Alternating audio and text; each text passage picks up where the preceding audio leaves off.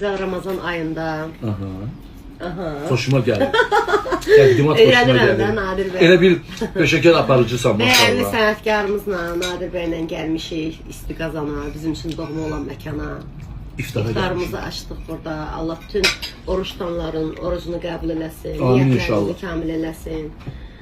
İnşallah ki, hər şey ürəyimizcə Bura olsun ki, həm də yavaş-yavaş hər şey rahatdır. ürəyimizcə Bura olur. Rahatdır, gəlirsən, ümumi zalda var, kabinetlər də var. Rahat oturursan, heç kim sənə mane olmur. İstədiyin qazan yeməyini anında sənin üçün getirirlər, təmiz, keyfiyyətli məhsullardan. Çox dadlı, duzlu. Ona görə biz üstürük bura ki, iftarımız burada olsun.